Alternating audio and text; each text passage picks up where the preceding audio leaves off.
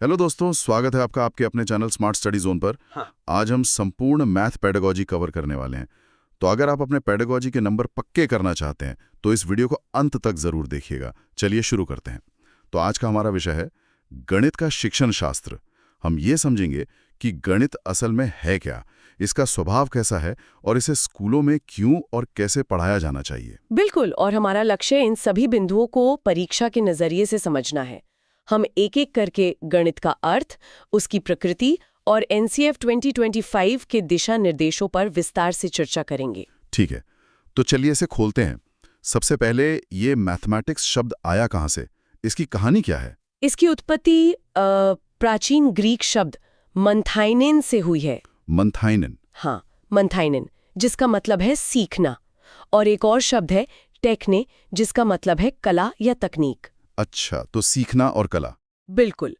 और इनका जो मूल शब्द बना मथेमा, उसका अर्थ था सिखाया जाने वाला ज्ञान।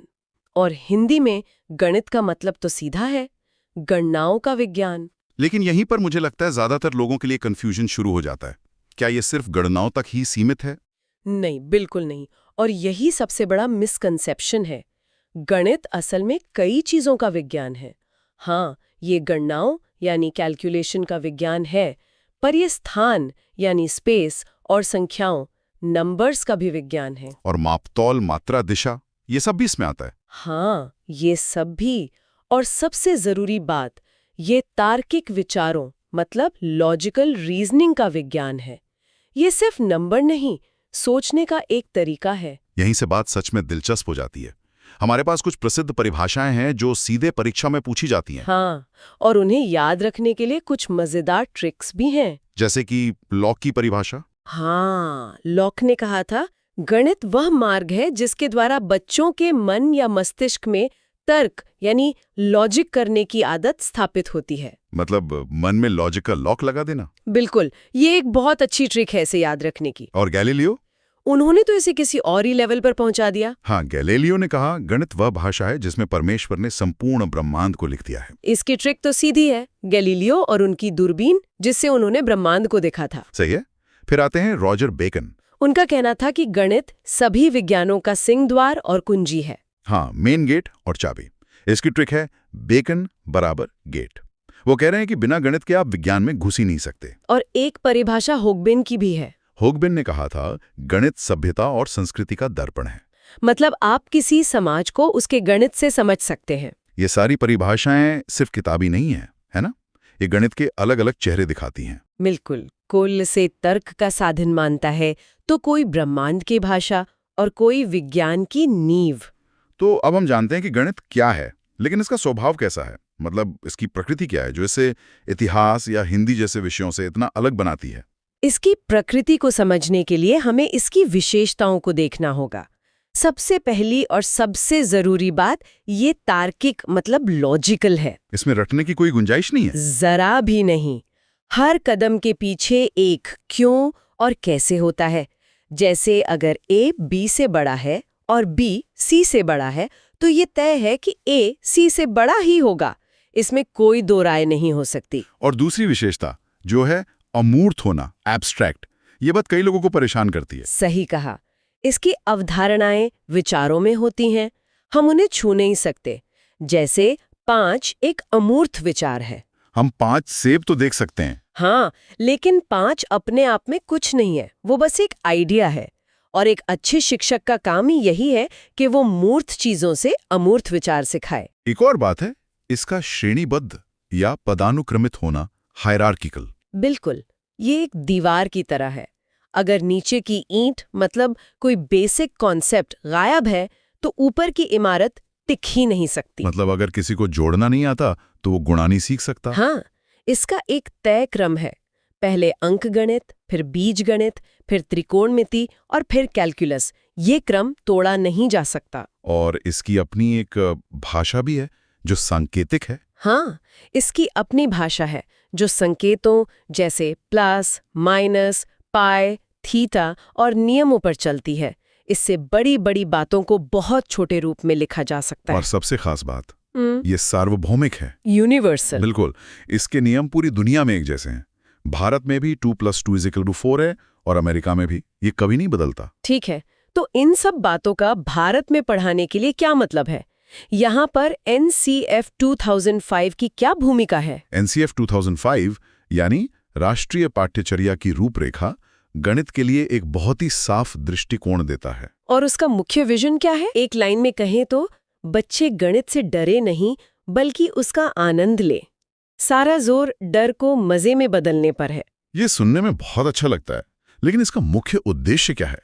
मैंने एक बहुत महत्वपूर्ण शब्द सुना है। हाँ, और वो शब्द है बच्चे की सोच का गणितीयकरण करना, मैथमेटाइजेशन ऑफ थॉट। गणितीकरण, इसका असल में मतलब क्या है? इसका मतलब है बच्चों को सिर्फ सवाल हल करना नहीं सिखाना, बल्कि उन्हें गणितीय ढंग से सोचना सिखाना, उन्हें समस्या को देखकर उसे गणित की नजर से देखने के लिए तैयार करना। हमारे पास जो स्रोत हैं वो उद्देश्यों को 2 भागों में बांटते हैं।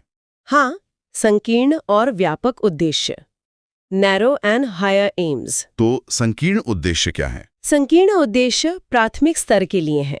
इनका फोकस रोजगार और रोजमर्रा के जीवन के कौशल पर है, जैसे संख्यात्मक कौशल मतलब न्यूमरसी, माप-तौल, जोड़ घटाना सिखाना, ताकि बच्चा दुकान पर जाकर हिसाब किताब कर सके। बिल्कुल, ये व्यावहारिक जरूरत है। और फिर आते हैं व्यापक या ऊंचे उद्देश्य। ये उच्च प्राथमिक और माध्यमिक स्तर के लिए है और इनका फोकस मानसिक विकास पर है, जैसे समस्या समाधान कौशल विकसित करना, अमूर्त विचारों को समझना और तार्किक सोच बनाना।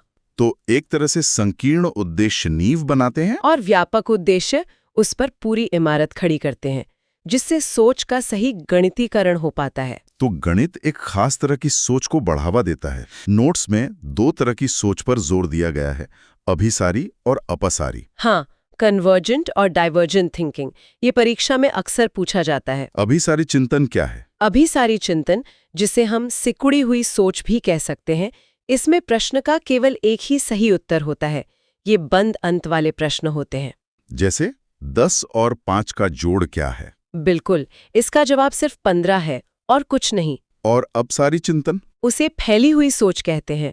इसमें एक समस्या के कई हल हो सकते हैं।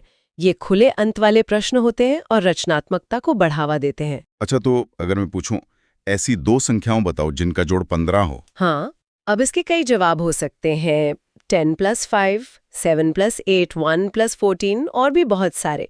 एक अच्छे शिक्षक को कक्षा में इसी तरह की सोच को बढ़ावा देना चाहिए। और हमें गणित पढ़ाना ही क्यों चाहिए? इसके पीछे क्या मूल्य हैं? स्रोत में 5 मुख्य मूल्य बताए गए हैं। पहला है बौद्धिक मूल्य। मतलब मानसिक विकास, एकाग्रता बढ़ाना। सही है।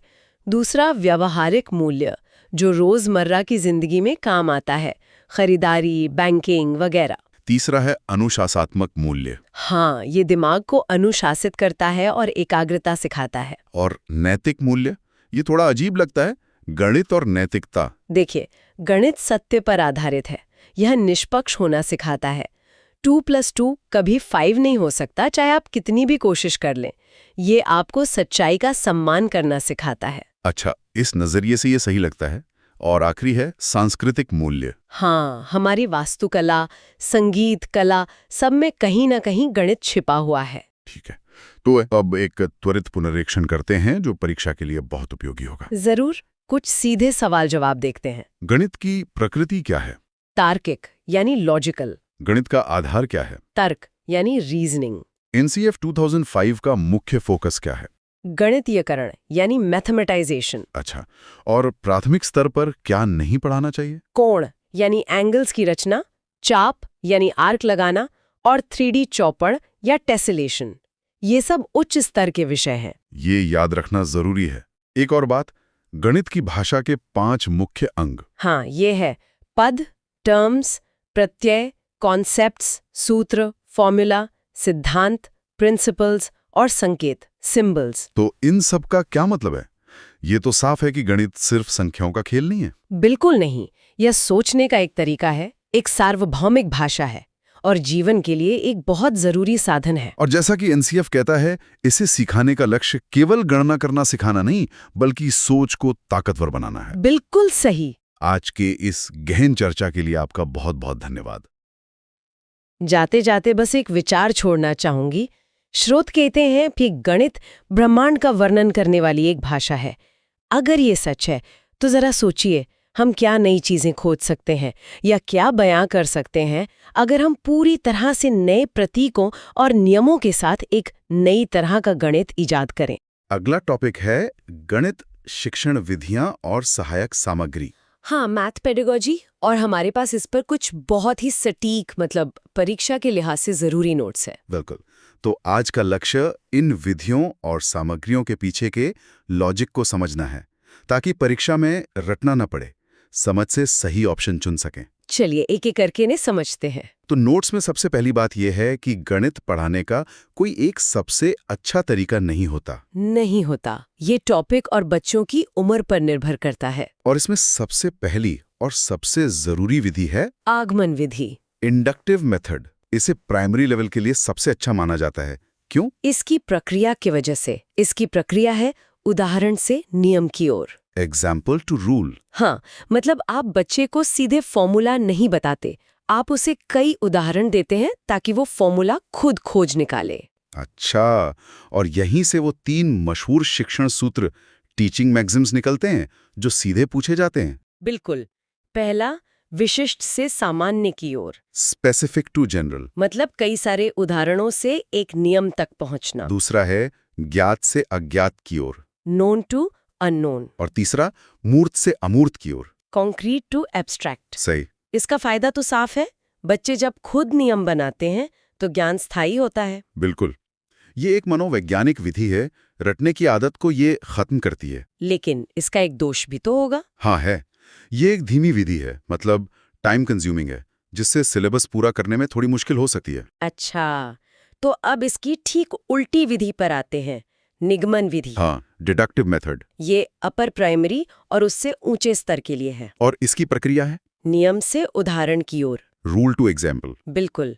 जैसे पहले क्लास में a+b का फॉर्मूला बता दिया और फिर उस पर आधारित सवाल हल करवाए। हाँ, तो इसके सूत्र भी आगमन विधि के ठीक विपरीत हो गए। पहला हो गया सामान्य से विशिष्ट की ओर, जनरल टू स्पेसिफिक। फिर अज्ञात से ज्ञात की ओर और अमूर्त से मूर्त की ओर। इसका गुण ये है कि इससे समय बचता है, सिलेबस जल्दी पूरा होता है। लेकिन दोष ये है कि ये रटने पर, रोट लर्निंग पर जोर देती है। और इससे सीखा गया ज्ञान अस्थायी होता है। तो गणित सीखने का सबसे अच्छा तरीका क्या हुआ फिर?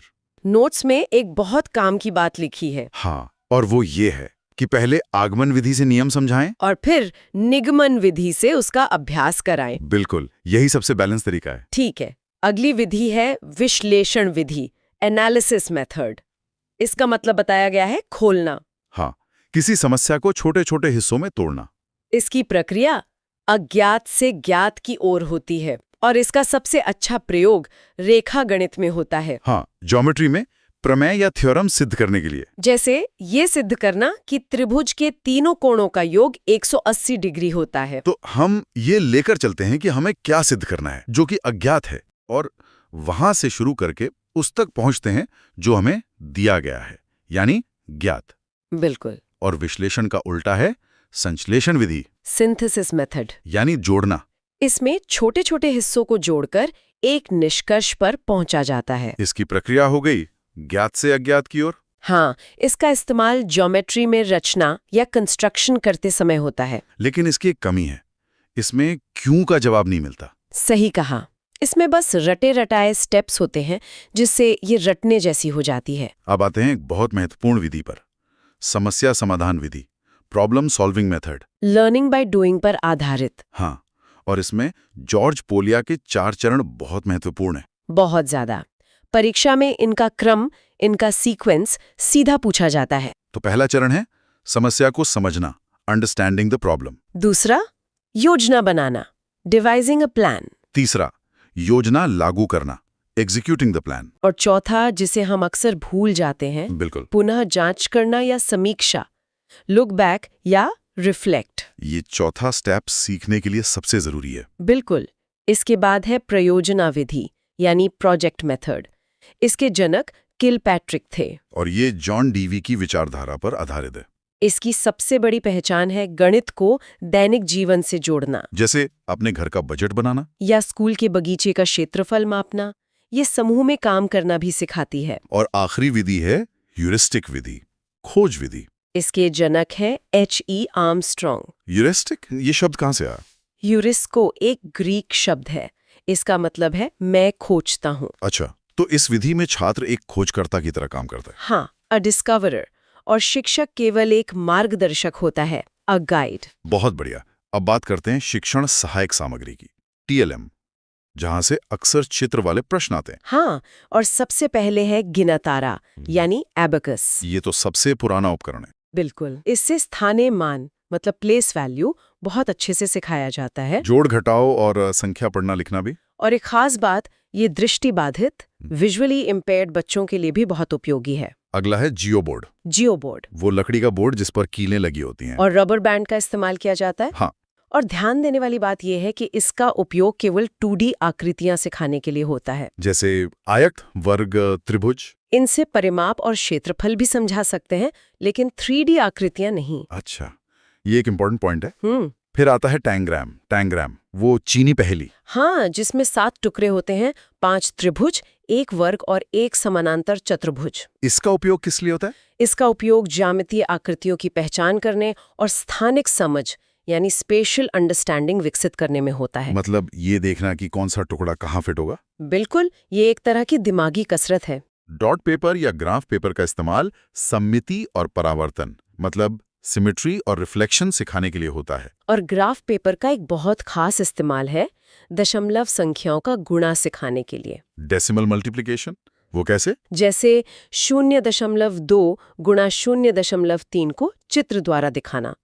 आप एक 10 गुणा 10 के ग्रेड पर इसे दिखाकर यह साबित कर सकते हैं कि जवाब 0.06 क्यों है। अच्छा, तो ये एब्स्ट्रैक्ट कॉन्सेप्ट को कॉन्क्रीट बना देता है। एग्जैक्टली। इसके बाद है चौपड़ या टाइलिंग। टेसेलेशन, मतलब आकृतियों को ऐसे जोड़ना कि बीच में कोई जगह ना बचे, जैसे फर्श की टाइल्स। और आखिर में है डाइन्स ब्लॉक। डाइन्स ब्लॉक्स, इनका उपयोग भी स्थानीय मान, जोड़, घटाव, गुणा, भाग, मतलब बुनियादी गणितीय संक्रियाएं सिखाने के लिए किया जाता है। हाँ, ये एबेकस का एक 3D वर्जन जैसा है। बहुत अच्छे।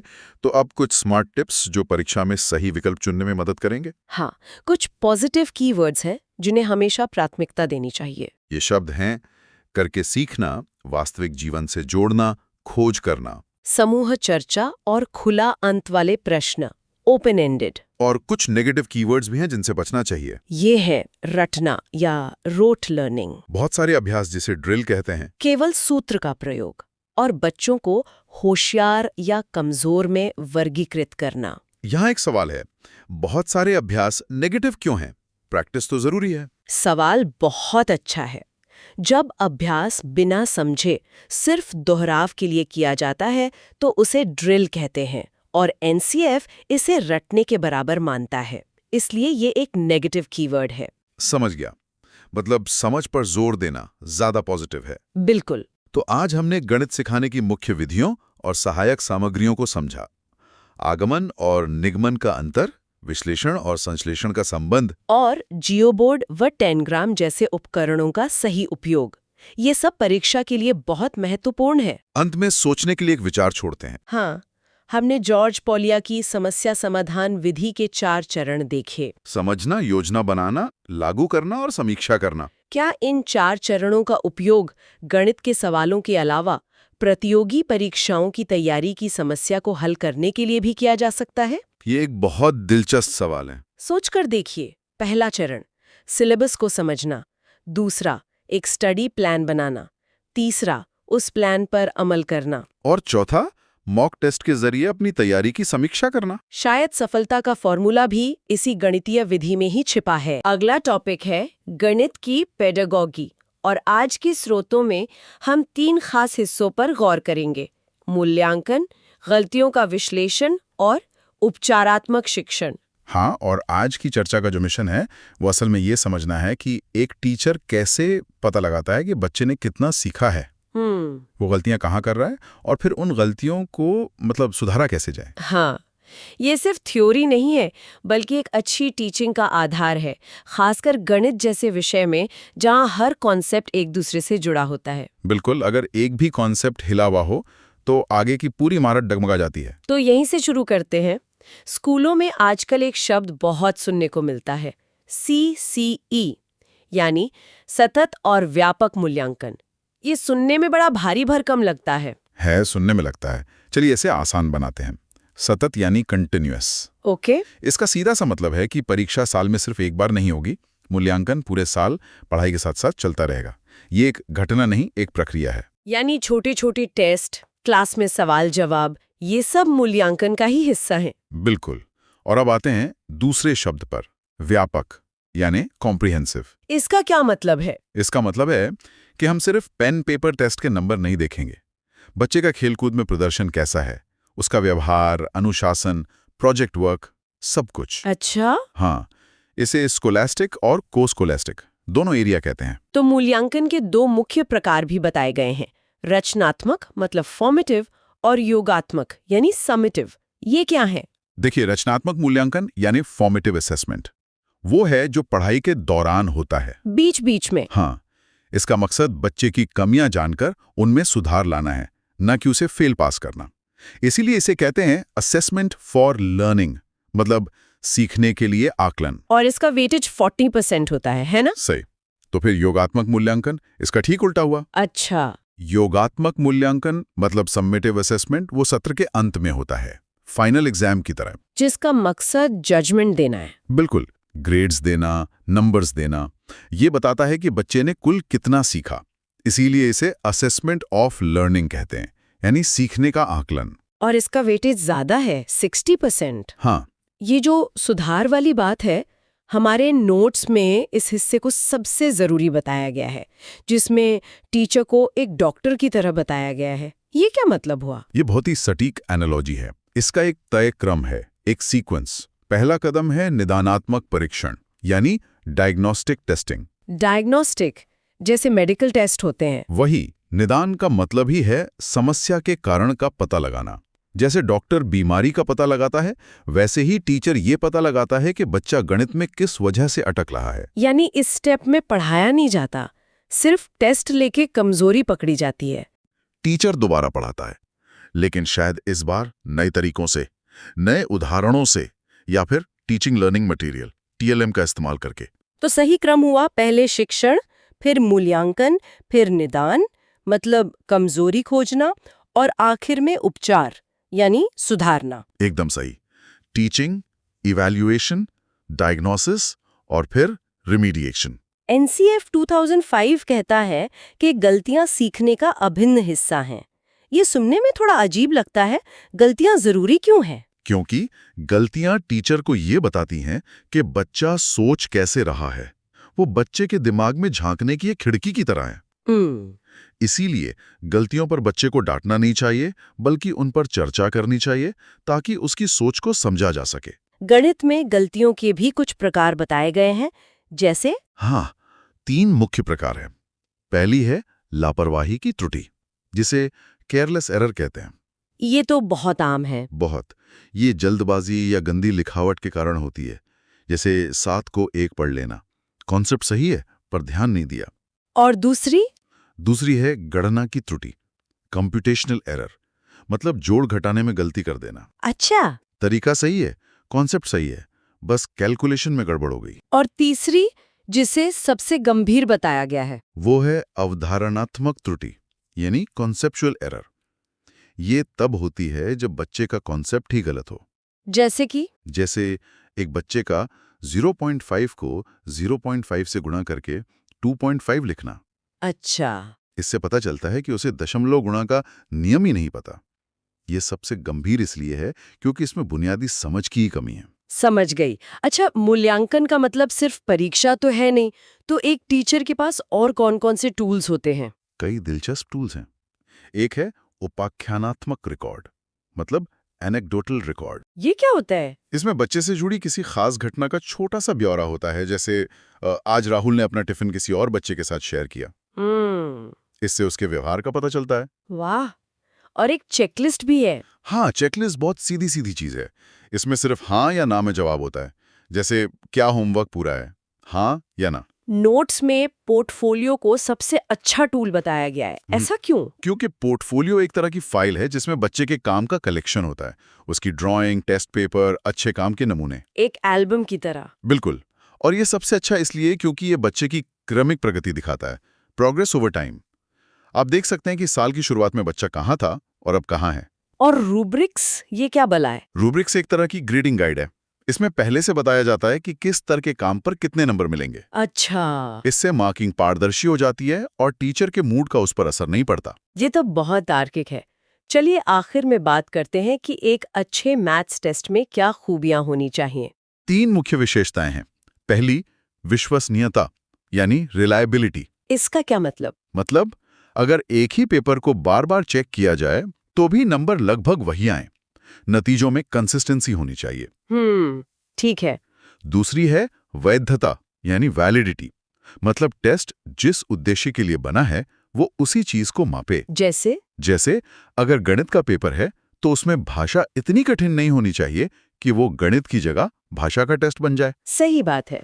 और तीसरी है वस्तुनिष्ठता, ऑब्जेक्टिविटी। इसका मतलब है कि चेक करने वाले की पसंद नापसंद का नंबरों पर कोई असर ना पड़े। एमसीक्यू प्रश्न इसीलिए सबसे ज्यादा वस्तुनिष्ठ होते हैं क्योंकि उनका उत्तर फिक्स होता है। तो इन सब का निचोड़ ये है कि अच्छा पढ़ाना सिर्फ सवाल हल करवाना नहीं है। नहीं, ये तो एक जासूस की तरह काम करना है। ये समझना कि छात्र कैसे सोचते हैं, वे कहाँ गलती करते हैं और फिर उनकी मदद के लिए सही टूल का इस्तेमाल करना। बिल्कुल। इससे फोकस जजमेंट से हटकर सुधार पे आ जाता है। जाते जाते सुनने वालों के लिए एक विचार छोड़ जाते हैं। हाँ, देखिए, इन सभी स्रोतों में बताया गया है कि एक टीचर छात्र का मूल्यांकन कैसे करे, लेकिन क्या एक लर्नर खुद के सीखने की प्रक्रिया को बेहतर बनाने के लिए इन्हीं सिद्धांतों का उपयोग कर सकता है? मतलब हम खुद की गलतियों का विश्लेषण करें? क्यों नहीं? अपनी गलतियों को पहचानना कि वो लापरवाही से हुई, गणना में हुई, ये मेरा कॉन्सेप्ट ही गलत था, यह किसी भी विषय में खुद को सुधारने का एक बहुत ही शक्तिशाली तरीका हो सकता है। चलिए तो अगला टॉपिक उठाते हैं, गणित शिक्षण के प्रमुख सिद्धांत और विचार। आज की इस गहरी चर्चा में हम ये समझने की कोशिश करेंगे कि बच्चों का दिमाग असल में गणित को सीखता कैसे है। और ये भी कि बहुत से लोगों को इससे डर क्यों लगता है। हाँ बिल्कुल, हमारे पास जो सामग्री है वो प्रतियोगी परीक्षाओं के लिए बनाए गए बेहतरीन नोट्स की तरह है। तो हमारा मिशन है वैन हिले, पियाजे, वाइगोत्स्की जैसे बड़े नामों के विचारों को समझना। और ये भी देखेंगे कि ये क्लासरूम में काम कैसे करते हैं। चलिए तो फिर शुरुआत करते हैं ज्यामिति से। वैन हिले के सिद्धांत के साथ ये काफी दिलचस्प लगता है। ठीक है, तो इसे थोड़ा खोल कर समझते हैं। वैन हिले का जो मेन आइडिया था वो ये था कि बच्चे ज्यामिति उम्र के हिसाब से नहीं सीखते। नहीं, उम्र से बिल्कुल नहीं, बल्कि अनुभव से और कुछ खास स्तरों मतलब लेवल से सीखते हैं। अच्छा, लेवल से। और कुल 5 लेवल्स हैं ना, लेवल 0 से लेकर 4 तक। जी बिल्कुल। लेवल 0 से शुरू करते हैं जिसे कहते हैं चाक्षुकीकरण, विजुअलाइजेशन। ओके। इस लेवल पर बच्चा आकृतियों को सिर्फ उनकी बनावट, उनकी दिखावट से पहचानता है। मतलब उनके गुणों या प्रॉपर्टीज से कोई लेना देना नहीं। कोई लेना देना नहीं, बस पूरी शक्ल कैसी दिख रही है। अच्छा, जैसे वो उदाहरण है कि बच्चा समोसे को देखकर बोलता है ये त्रिभुज है। हाँ, या बिस्किट को देखकर ये गोला है। वो उसकी भुजाएं या कोण नहीं गिन रहा है, बस जो दिखा वो बोल दिया। एकदम। ये दिखावट के आधार पर पहचानना है और ये सीखने का पहला बहुत जरूरी स्टेप है। तो फिर अगले लेवल पे कैसे जाते हैं? जब बच्चा गुणों पर, प्रॉपर्टीज पर ध्यान देना शुरू करता है, वहीं से लेवल 1 आता है, विश्लेषण, एनालिसिस। ठीक है। अब बच्चा सिर्फ ये नहीं कहता कि ये वर्ग है, बल्कि ये भी बताता है कि इसकी चारों भुजाएं बराबर होती हैं। वो अब आकृति के अंदर झांक रहा है। हाँ, लेकिन इस स्तर पर एक कमी है, एक बहुत बड़ी कमी। क्या? वो आकृतियों के बीच में कोई रिश्ता, कोई संबंध नहीं बना पाता। मतलब उसे ये तो पता है कि वर्ग क्या है और आयत क्या है, पर उसे ये नहीं पता कि हर वर्ग असल में एक आयत भी होता है। अच्छा, उसके लिए वो 2 अलग-अलग चीजें हैं। यहाँ से तो ये और भी दिलचस्प हो गया। तो लेवल 2 क्या है? लेवल 2 है अनौपचारिक निगमन, इनफॉर्मल डिडक्शन। जी। इसी लेवल पर आकर बच्चा आकृतियों के बीच संबंध बनाना शुरू करता है। वो तर्क करने लगता है। जैसे कि अगर आयत की ये प्रॉपर्टी है और वर्ग में भी वो सारी हैं, तो हर वर्ग एक आयत है। बिल्कुल, ये एक बहुत बड़ा मेंटल जंप है। और ज्यादातर प्राइमरी और अपर प्राइमरी के बच्चे इसी स्तर तक पहुंचते हैं। और लेवल 3 और 4? वो तो फिर हाई स्कूल लेवल के होंगे। हाँ, लेवल 3 है औपचारिक निगमन यानी फॉर्मल डिडक्शन। ये हाई स्कूल में आता है। इसमें बच्चा प्रमेयों को मतलब थ्योरम्स को सिद्ध करना सीखता है। अच्छा, वो प्रूव्स लिखना। जी। और लेवल 4 है? दृढ़ता या रिगर। ये तो कॉलेज या यूनिवर्सिटी का स्तर है। ये तो ज्यामिति सीखने का एक पूरा रोड मैप हो गया। लेकिन अब आते हैं जीन प्याजे पर। उनका विचार वैन हेले से काफी अलग है ना? हाँ, बिल्कुल अलग है। प्याजे का मानना था कि बच्चे का मानसिक विकास पहले होता है और सीखना उसके बाद आता है। मतलब आप बच्चे को कुछ भी नहीं सिखा सकते जब तक उसका दिमाग उसके लिए तैयार ना हो। एकदम। और गणित के लिए उनकी 3 बातें बहुत जरूरी हैं।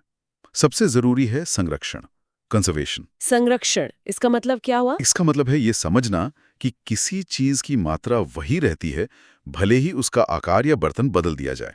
अच्छा, वो लंबा ग्लास और चौड़े ग्लास वाला हाँ, उदाहरण। बिल्कुल वही। पूर्व संक्रियात्मक अवस्था में, मतलब 2 से 7 साल का बच्चा ये नहीं समझता। उसे लगता है कि लंबे ग्लास में ज्यादा पानी है। हाँ, क्योंकि पानी का लेवल ऊंचा दिखता है। ये समझ मूर्त संक्रियात्मक अवस्था में, यानी 7 से 11 साल में आती है। तो जब तक ये समझ नहीं आएगी तब तक वो जोड़ घटाना भी ठीक से नहीं समझ पाएगा। मुश्किल होगी। इसके अलावा 2 और चीजें हैं। समानुपातिक तर्क, मतलब प्रोपोर्शनल रीजनिंग, जो 11 साल के बाद आता है, और संख्या और क्रम। प्याजे का तो ये तक कहना था कि संख्याएं सिखाई नहीं जा सकती, बच्चा उन्हें तार्किक रूप से खुद बनाता है। अब एक और बड़ा नाम, वाइगॉत्स्की। इनकी बात तो प्याजे से एकदम उल्टी है। बिल्कुल 180 डिग्री। वाइगॉत्स्की कहते हैं सीखना पहले होता है, विकास बाद में। और इसमें समाज का बहुत बड़ा रोल है। हाँ, यही सबसे दिलचस्प बात है।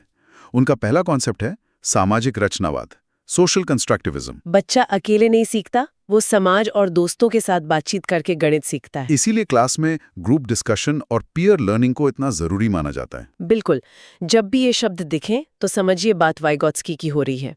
उनका दूसरा कॉन्सेप्ट है ZPD। Zone of proximal development. हाँ, समीपस्थ विकास का क्षेत्र। ये वो दायरा है जहां बच्चा शिक्षक या किसी दोस्त की मदद से कुछ सीख सकता है पर अकेले नहीं कर सकता। और ये जो मदद दी जाती है, अस्थायी मदद, उसे ही स्कैफोल्डिंग कहते हैं। हाँ, स्कैफोल्डिंग। जैसे कोई हिंट दे देना या सवाल का आधा हिस्सा हल कर देना। एकदम सही, ये अस्थायी मदद ही है। तो अब इन सब थ्योरीज का क्लासरूम में क्या मतलब है? मान लो कोई बच्चा इबारती सवालों मतलब वर्ड प्रॉब्लम्स में गलती करता है, तो क्यों करता है? इस पे न्यूमन ने बहुत अच्छा काम किया है, उनका त्रुटि विश्लेषण। अच्छा। उन्होंने बताया कि बच्चे वर्ड प्रॉब्लम्स को हल करने में 5 स्टेप्स में गलती कर सकते हैं, और ये क्रम याद रखना बहुत जरूरी है। ठीक है, तो पहला स्टेप क्या है? पहला स्टेप है समस्या को पढ़ना। हो सकता है वो सवाल पढ़ ही ना पा रहा हो। सही बात है। दूसरा है समस्या को समझना। पढ़ लिया पर मतलब समझ नहीं आया। अच्छा। तीसरा, और जहां सबसे ज्यादा गलतियां होती हैं, वो है गणितीय रूप में बदलना, ट्रांसफॉर्मेशन। मतलब शब्दों को प्लस माइनस मल्टीप्लाई में बदलना। हाँ, यही बच्चे अटकते हैं। चौथा है प्रक्रिया करना, मतलब असल में कैलकुलेशन करना। और पांचवा है उत्तर को लिखना, मतलब सही यूनिट के साथ। 25 मीटर की जगह 25 सेंटीमीटर लिख दिया तो भी गलत। तो अब आखिरी सवाल, हम गणित सिखाते ही क्यों हैं? इसका सबसे ऊंचा लक्ष्य क्या है? इसका जवाब हमें ब्लूम की टैक्सोनॉमी से मिलता है। ये एक सीढ़ी की तरह है जिसके 6 स्तर हैं। नीचे से ऊपर की ओर। हाँ, नीचे से ऊपर। सबसे निचला स्तर है याद रखना, रिमेंबरिंग, मतलब सूत्र रट लेना। बस रट लेना। फिर आता है समझना, अंडरस्टैंडिंग। फिर लागू करना, अप्लाइंग। इसके बाद है विश्लेषण करना, एनालाइजिंग। और फिर मूल्यांकन करना, इवैल्यूएटिंग। और सबसे ऊंचा स्तर, सबसे ऊपर क्या है? सबसे ऊंचा स्तर है रचना करना, क्रिएटिंग। क्रिएटिंग मतलब कोई नया तरीका, कोई नया नियम या कोई नया सवाल बनाना, ज्ञान का निर्माता बनना। चलिए, तो अब जल्दी से कुछ स्मार्ट ट्रिक्स या कीवर्ड्स देख लेते हैं जो परीक्षा में काम आ सकते हैं। जरूर। अगर परीक्षा के प्रश्न में दिखावट या बनावट जैसा शब्द आए तो उत्तर होगा वैन हिले लेवल 0। और अगर गुणों या प्रॉपर्टीज की बात हो तो लेवल 1। अच्छा, और वो लंबा वर्सेस चौड़ा ग्लास वाला उदाहरण? वो है प्याजे का संरक्षण। और सहपाठी शिक्षण या पीयर लर्निंग? वो हमेशा वाइगॉत्स्की से जुड़ा है। एक और चीज, खुले अंत वाले प्रश्न या ओपन एंडेड क्वेश्चंस। वो अपसारी चिंतन यानी डाइवर्जेंट थिंकिंग को बढ़ावा देते हैं। तो आज की चर्चा से ये तो साफ है कि ये सिद्धांत हमें गणितीय सोच के विकास का एक पूरा खाका देते हैं। हाँ, समोसे को त्रिभुज पहचानने से लेकर नए प्रमेय बनाने तक का सफर। बिल्कुल। इन सभी सिद्धांतों में एक बात कॉमन है, वो ये कि सीखना एक प्रक्रिया है, सिर्फ एक परिणाम नहीं। सोचने वाली बात यह है कि क्या हमारी आज की परीक्षा प्रणाली इस प्रक्रिया पर ध्यान देती है या सिर्फ अंतिम उत्तर पर? ये एक बड़ा सवाल है।